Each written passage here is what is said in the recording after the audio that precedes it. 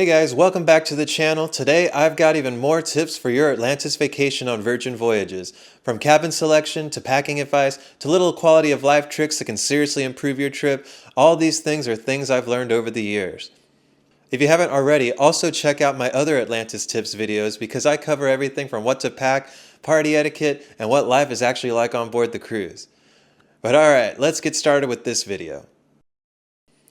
Tip number 1. For a quieter room, book decks 9 through 13. If you're someone who needs quiet to sleep after partying until 3 a.m., then cabin location matters more than you realize.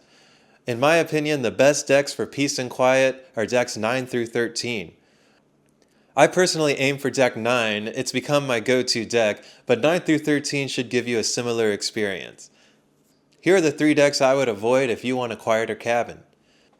Deck 14. Deck 14 can get noisy because you're directly under the pool deck and other public spaces. During Atlantis, the pool parties can go late and sometimes you'll hear bass thumping through your ceiling. You can also get noise from the gym and people dragging chairs around early in the morning. Another deck you might want to be careful with is Deck 8, depending on where your room is located. If you're forward, you may hear noise from the Manor nightclub or the Red Room Theater during events and rehearsals. Midship and aft, you might get a little noise from other public areas below, but it wouldn't be as bad. Deck 5 I would personally avoid altogether if you're someone sensitive to sound. I stayed there on the last cruise and it was a bit noisy. You're right underneath the Red Room and the Manor, which are 2 of the biggest nightlife venues on board. During Atlantis, there's constantly something happening there, and you will hear the bass through your ceiling. Now, if you're the type of person who doesn't plan to go to sleep until 5 a.m. anyway, then none of this matters, but if you value quiet and recovery time between parties, picking the right deck can make a huge difference overall in your vacation experience. Number 2, bring your favorite sodas and energy drinks. One thing that surprises a lot of first-time Virgin Voyage guests is the soda selection on board.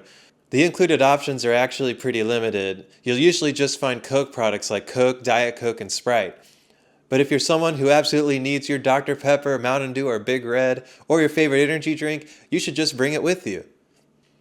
What I do is I stop at the grocery store when I arrive in the port city and buy a 12-pack of soda and some Red Bulls before heading to the terminal. If you drink energy drinks, this can actually save you quite a bit of money. Red Bull on board is around $9 a can, so if you bring a 12-pack, you'll literally save close to $90 over the course of your cruise. I personally carry on a 12-pack of Dr. Pepper and a 12-pack of Red Bull, and I've never once been stopped or questioned about it. It's one of those small things that makes your cabin feel more comfortable and saves you from paying those cruise ship prices every day. Tip number 3, bring over-the-counter medicine for every scenario. This is possibly one of the least exciting tips in the video, but it's one of the most important. Bring a small medical kit with basic over-the-counter medication, because if you get sick on vacation, it's no good. Things I recommend bringing: pain relievers, headache medicine, fever reducers, Imodium, Tums, liquid IV, cold medicine, allergy medicine, motion sickness medicine, mouthwash, and bring some breath mints too. Now technically the onboard medical center may have some medications available, but it's a lot easier and cheaper and less stressful if you already have what you need in your cabin, especially if it's 2 a.m. and you suddenly realize you got a splitting headache or stomach issues. Of course, if you're experiencing an actual emergency, don't hesitate to contact medical staff immediately. The medical center is located on Deck 4 forward. Tip number 4, bring extra charging options. Modern cruises basically require an entire charging strategy at this point. Between phones, watches, battery packs, portable fans, cameras, AirPods, and more, even lights for your cabin, outlets fill up fast. Virgin cabins actually have a decent number of plugs, 4 US outlets and 1 European outlet. But I highly recommend bringing a multi-port USB charger, a travel adapter with the European plug, and extra long charging cables. If you're like me and like to scroll on Instagram before bed, those extra long charging cables come in handy because the plugs aren't always exactly where you want them.